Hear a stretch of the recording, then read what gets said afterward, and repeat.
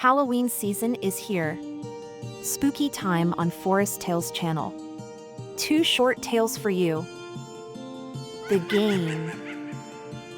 It was Halloween night and Colin had his friends at home for games and snacks. He is grounded because of his poor performance in math and couldn't go out for tricks or treats or any parties.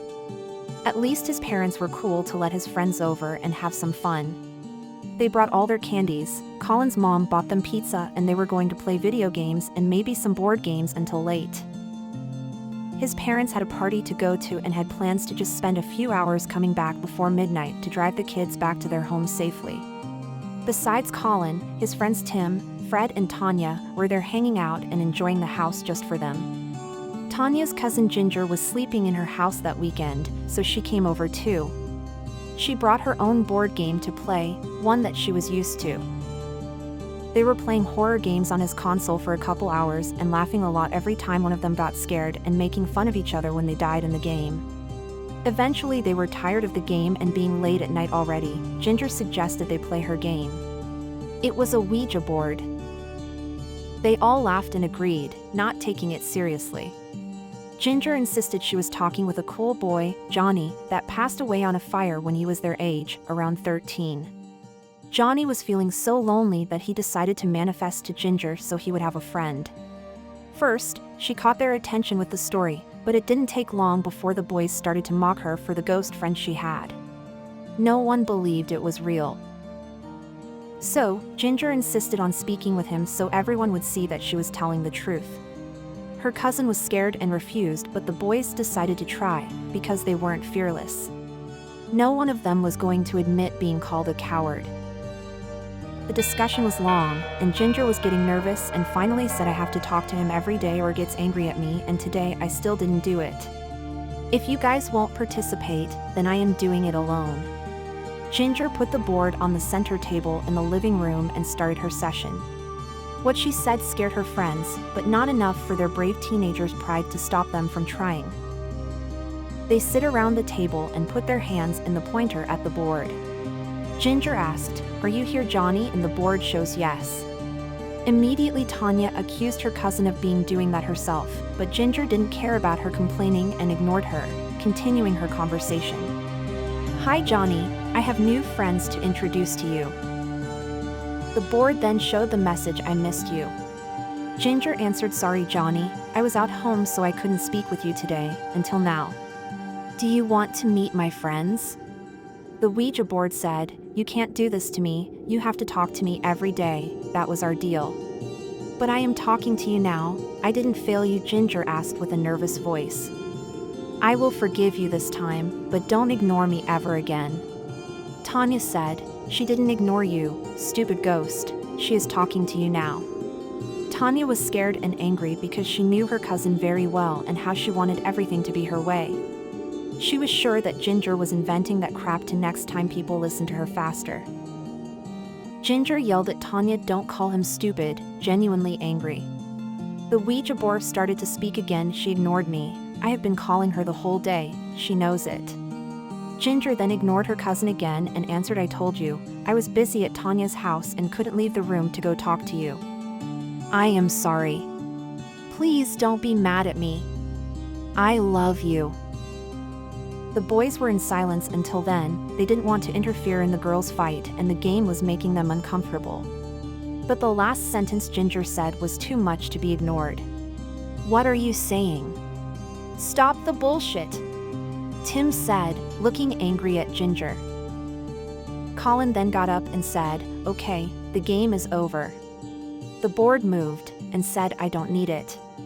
The other kids removed their hands from the game and said, "We agree, that enough, end of the game." Then using only Ginger's hands, the board moved faster and said, "I just need her, love you too." And Ginger's voice changed to a soft tone saying, "Oh, you are so sweet. Don't bother with them, I know you are real."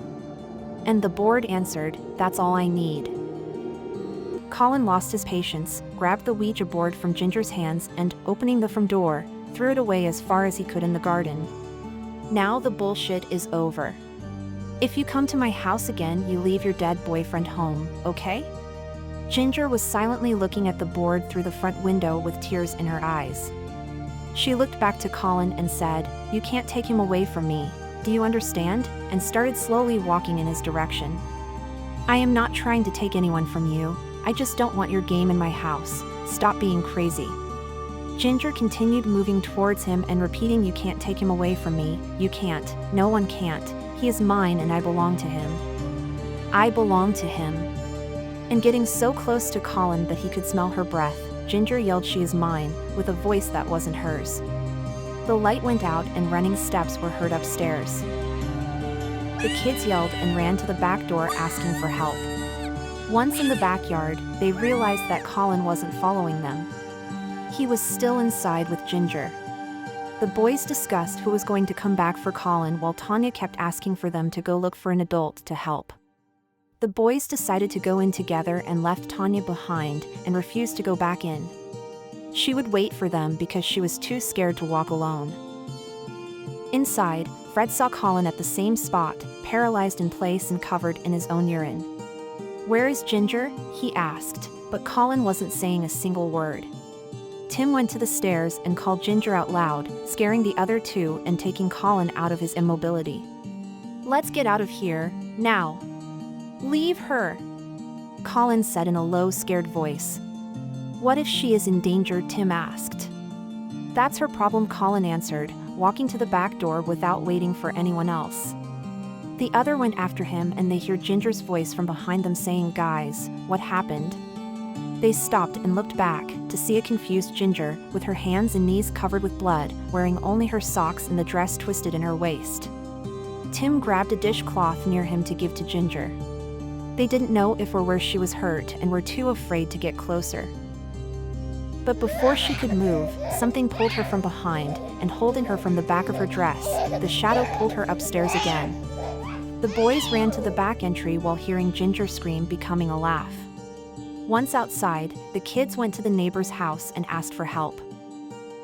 When Colin's parents and the cops arrived moments later, the kids were crying at the neighbor's front door, incapable of explaining what happened. The cops found inside pieces of Ginger's clothes and her shoes. Colin's cap was over his bed, open from the neck until the tail, and in the wall, they could read "Mine" written with the poor animal's blood. Ginger is still missing, but nowadays no one looks for her anymore. There is no one left from her family.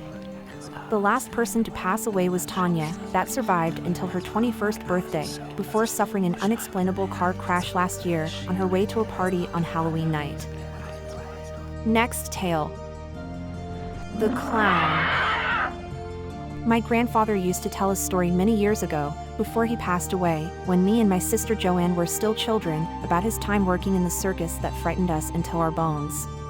It was the decade of 1940, and he was young, around 20 years old. Grandpa was an orphan, so whenever he turned 16, he had to figure out how to survive on his own, and having nowhere to go and no one to help, eventually he joined the circus to survive. He had no talent or skill he could use, so usually he would clean the animals' cages, set the arena and assemble it when the circus was on their way, and other basic tasks. He had an affair, a woman around her 40 years old named Adelia. She used her clairvoyance to work in the circus, reading people's future in their hands or her card decks in for an extra cost outside the arena. Adelia took him in soon, inviting him to live with her on her trailer when he was still a newcomer. For the next 5 years, Grandpa worked and lived in the circus, before he met Grandma, fell for her and abandoned Adelia and his itinerant life. Adelia told Grandpa to stay away from the clowns. To always walk away whenever they are around and not engaging in conversations with them. Whenever he asked her why, she would just say, "I can see things no one can see or even imagine, and what I see on those clowns I can't even explain. Just obey and stay away from them." And as time passed by, his curiosity over the clowns faded and he didn't see anything special for a couple years. They were always wearing full or half makeup, as the years made them too lazy to bother removing the paint from their faces, and they were frequently far from other people in the circus. Or other people were actually trying to stay away from them. One night, Adelia was sick and couldn't work, so during one presentation in the arena, he would stay out taking care of her, instead of working. Adelia had a fever, and Grandpa couldn't help her to feel better. So, he went out of their trailer to get more water to try to immerse at least part of her body into the cold liquid to see if it would help. While Grandpa was walking, bypassing the arena, one of the clowns was coming out with an apparently potatoes bag in his hands. Just for the habit, Grandpa waved with his free hand before even thinking to whom he was interacting with. The clown stopped where he was and stared at Grandpa until he had passed completely the side entrance of the arena. He walked straight without looking back as if he didn't do anything wrong, because he really didn't. When he was a few feet from the clown, he heard a very weak and low child voice saying, "Mommy?" and looked back to see the clown hugging the potato bag and moving fast to their trailer. Grandpa believed it could be a kidnapping and followed the clown, climbing to the side of his trailer to try to see what was happening inside. It was too dark and the little window too dirty to see clearly. He tried and realized it could be opened, just a few inches. It was enough for him to position his good eye in it and watch. The clown put the bag in a bed and removed something from the inside.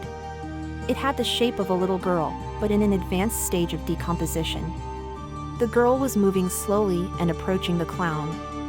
She touched his face, repeating "Mommy, Mommy," looking at him with caring and affection. The girl grabbed her own tongue and pulled, removing it completely. The clown opened his mouth so wide that it could fit Grandpa's whole head inside, and the little girl gently put that slice of rotten meat inside the clown's mouth. The clown thus spoke, with an old lady voice. "Thanks for it, child. I was sick of being mute. Your mother is still in the arena working, but soon she will be here with you." The clown then went out and walked back to the arena. Grandpa barely could hide and was terrified of being seen. He looked back at the window and the little girl was moving in his direction. He paralyzed, noticing that besides her missing tongue, she didn't have any eyes. The door of the trailer then opened and the shortest of the clowns came in. Grandpa got scared. He didn't see that one coming towards the trailer and was afraid of being caught. "What are you doing up there, my child?" he heard from the inside and noticed the child face pressed against the window where he was a few seconds later.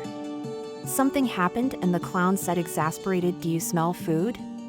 In a basic instinct of survival, Grandpa rolled under the trailer, and while the clown went out to look for him in the window, he rolled to the other side and ran to the next trailer, hiding behind it.